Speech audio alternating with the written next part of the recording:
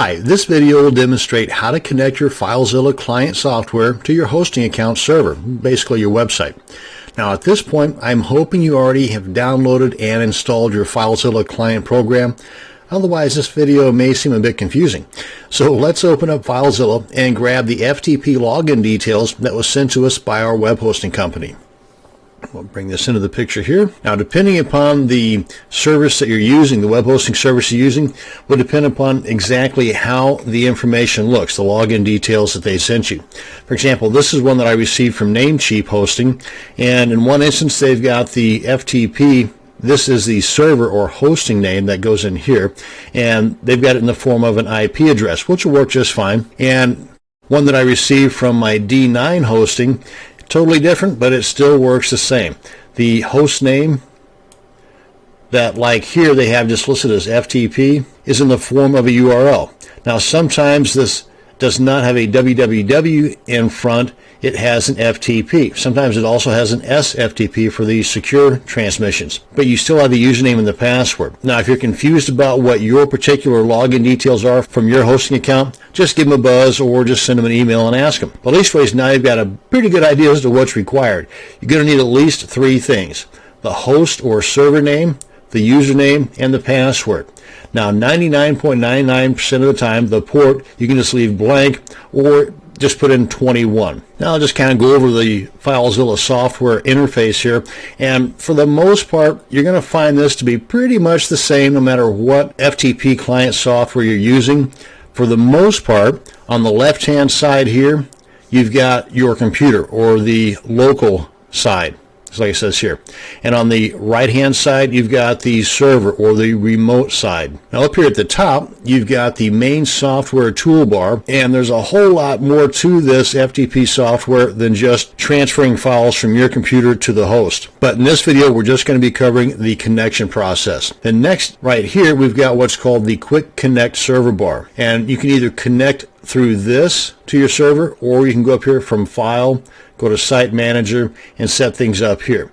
This would be more of a permanent basis, whereas this would be more of a temporary. Now, either way will work just perfectly as far as getting connected to your web hosting server. Now, this area right in here really doesn't do a whole lot for you, but it's called the FTP message log area. And for the techies, there are some details in here that might help you understand more about what's going on. And down here at the very bottom, and you can always scroll these guys up and down to give more room for the area that you're more interested in seeing or gaining access to. But down here you've got the file transfer queue, and you've got some additional tabs down here that will tell you about all the files, the failed transfer files, and the successful transfer files. So that's a quick look at what's going on here. Let's go ahead and get connected. Now again, you can either use the Quick Connect, and if you use the Quick Connect, then the information that you put in here is stored over here if you hit that drop down arrow. Of course, this being a new install, there are none,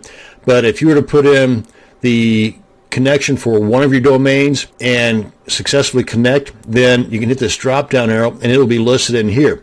You would then just select that, click on Quick Connect, and like the name implies, boom, you're quickly connected.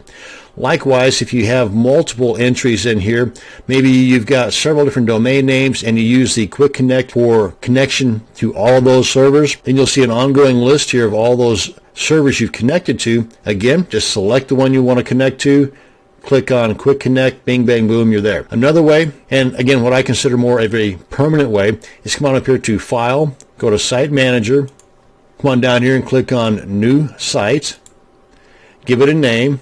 Again, try to keep things as organized as possible. And as soon as you click on New Site, you're going to see all these other options become available. Now, a lot of this is pretty self-explanatory, but again, right now I'm just covering the basics. And I just want to enter in the host name, and I'm going to leave the port alone because for the most part, it'll work just fine if it's blank. But again, 21 is what goes in there. And I'm going to put in the host name here, copy and paste. And for the protocol, in this case, we're going to just leave it at FTP. And for the encryption, we're just going to leave that alone. And for the login type, we're going to go to normal. And for the user and the password, those are the other two items of the three that we need to successfully log in that we receive from our hosting account. And let's go ahead and put in here. And the password thusly. And click on connect. And of course, you've got a spot here for any comments. If, say for example, if this particular FTP account was set up for someone doing some work like an outsourcer or something, then you might want to put in a comment here, delete at this date or something like that. You can see up here that whatever this stuff means, that it happened and that we are successfully connected. And that's it. That is how you can connect your FTP client software, in this case FileZilla, to your server, and a little bit of a breakdown of the different parts of the FileZilla user interface. Thank you very much for watching, and you have a great day.